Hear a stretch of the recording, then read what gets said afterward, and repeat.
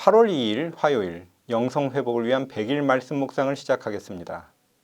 다 같이 사도신경으로 우리의 신앙 고백을 주님 앞에 올려드립니다. 나는 전능하신 아버지 하나님 천지의 창조주를 믿습니다. 나는 그의 유일하신 아들 우리 주 예수 그리스도를 믿습니다.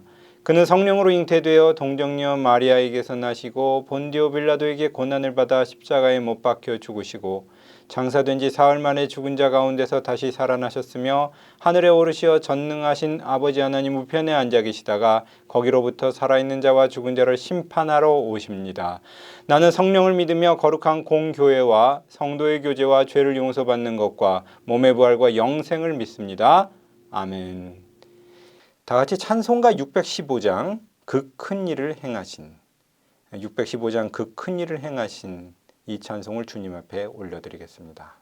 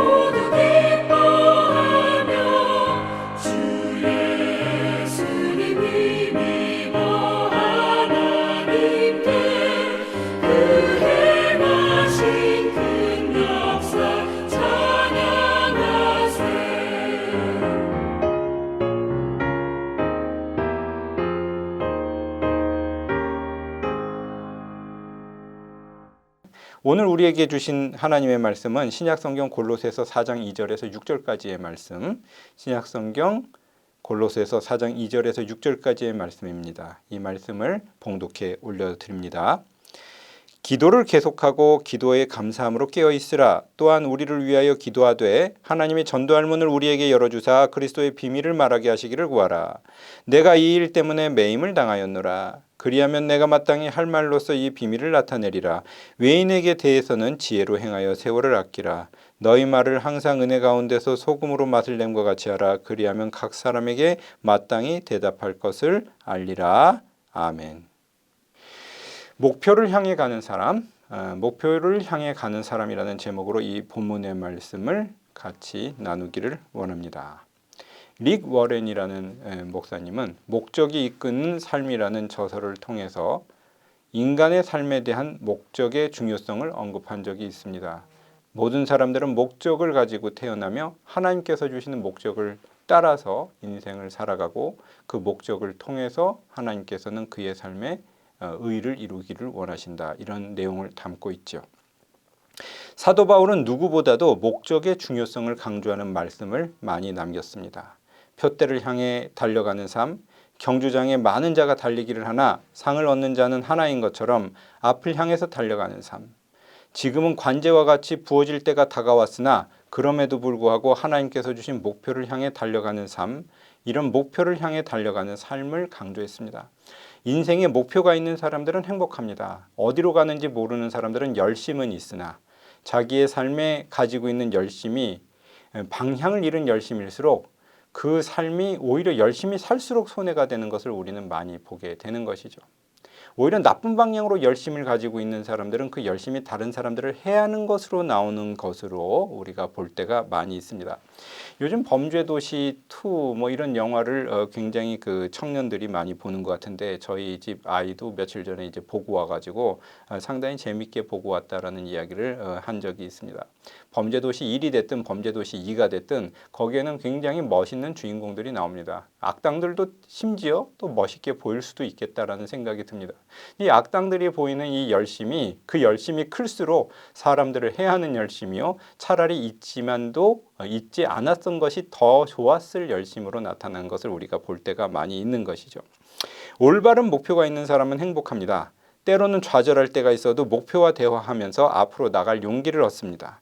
삶에서는 좌절도 있습니다. 마음대로 안 되는 것이 인생인 것이죠. 시험에 떨어질 때도 있습니다. 어쩌면 많이 떨어져 볼수록 경험이 많이 쌓이는 것이라서 나쁜 것만은 아닐 수도 있겠다라는 생각을 갖게 됩니다.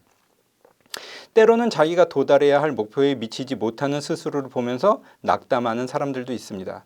그러나 목표에 미치지 못해서 낙담하면서 고민하는 사람이 아무 생각이 없는 사람보다 훨씬 더 많은 일을 이룰 수가 있습니다. 방향이 바르다면 그와 대화하면서 나갈 수 있는 동력을 얻을 수 있는 것이 바로 인간이기 때문인 것이죠. 우리가 처음에 젊은 시절에 꿈을 가질 때는 누구나 올바른 세상을 꿈꾸며 의지를 가질 때가 있습니다. 옳은 생각이 있습니다. 방향을 바로 설정하는 것은 굉장히 중요한 일입니다. 살다 보면은 때가 묻고 타협하고 무너지는 스스로를 볼 때가 있습니다. 그러나 목표와 방향이 바르다면 스스로를 무너질 때에도 스스로를 다시 움터세우고 처음 가졌던 줄을 붙들고 일어설 수 있는 용기를 얻습니다. 나이가 30이 되고 40이 되고 50이 되면 처음 가졌던 모습들은 점점 자기에게서 멀어지고 떼먹고 가시에 찔리고 사람들과 똑같이 오염되어 있고 그리고 이제 때로는 자기가 원래 가고자 하는 방향에서 멀어지는 것 같은 스스로를 보는 그런 때가 많이 있는 것이 이제 사람들입니다. 근데 그럴 때에도 자기가 원래 가지고 가고 싶었던 꿈을 그리며 자기가 붙들고 있었던 동아줄을 놓지 않고 거기에 매달려서 가는 사람들은 복이 있는 사람들입니다. 비록 망가진 모습을 때로는 보일 때가 있어도 그들의 결말은 확실히 다를 것입니다. 어쩌면 똑같이 주님을 부인했지만 결론은 완전히 다르게 나타났었던 가룟 유다와 베드로의 모습과 같이 말인 것이죠. 어떤 사람들은 이렇게 얘기를 합니다. 신학교 같은 경우에는 신학교 입학할 때 믿음이 다르고 중간에 가지고 있는 모습이 다르고 나갈 때의 모습이 다른다. 전도사의 믿음으로 입학을 했다가 집사의 모습으로 생활을 하다가 졸업할 때 나갈 때는 평신도의 모습으로 나간다. 뭐 평신도 집사일 수도 있지만 평신도보다 초심자의 모습으로 나갈 때도 있다. 어떤 경우에는 이제 회의적인 모습을 가지고 나갈 때도 많은 것이 이제 그 사실인 것입니다.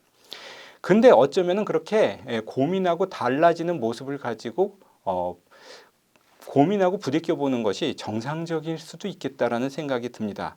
졸업 이후에 보게 되는 세상, 졸업 이후에 만나는 사람들의 모습들은 절대로 호락호락하지 않을 것이기 때문인 것입니다.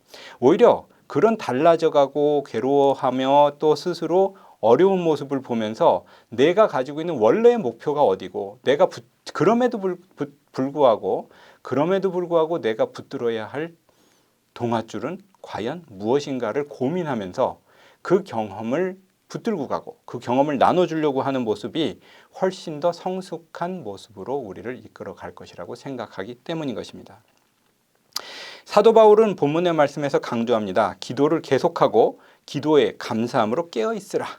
또한 우리를 위하여 간구하되 하나님이 전도할 문을 우리에게 열어주사 그리스도의 비밀을 말하게 하시기를 구하라. 끊임없이 기도하고 자기가 원래 해야 되는 일에서 떨어져 나가지 않기 위해서 노력하고 기도합니다. 그리고 내가 이 일 때문에 매임을 당하였노라. 내가 때로는 고난을 당할 때가 있어도 주님이 주신 목적을 향해서 갈 때에는 나는 행복하다라는 것을 본문을 통해서 강조하고 있는 것이죠. 외인에 대해서는 지혜로 행하여 세월을 아끼라. 항상 우리가 걸어가야 할 길에서 떨어져 나가지 않으며 자신의 길을 잘 지키며 주님께서 주신 사명을 감당할 때 우리와 함께 싸워주시는 하나님의 은혜를 보게 될 수 있을 줄로 믿습니다. 항상 우리가 가야 할 길에서 목표에서 우리의 눈을 떼지 않고 우리가 붙들고 가야 될 줄을 놓지 않고 스스로를 추스러 나가는 주님의 사람들이 되어 나가시기를 바랍니다. 같이 기도드리겠습니다. 주님, 우리에게 삶의 목적을 허락하심을 감사드리며 바라봐야 할 방향을 허락하심을 감사드립니다. 우리가 주님의 말씀을 붙들고 살아갈 때 때로는 흔들리고 때로는 어려움을 당하고 때로는 넘어질 때도 있어도 결국에는 바른 방향을 바라보며 갈 때에 주님께서 함께 싸워주시는 은혜가 있을 줄로 믿습니다. 붙들고 나가며 옳은 길을 걸어가게 하여 주시옵소서. 우리 주 예수님의 이름으로 기도드립니다. 아멘.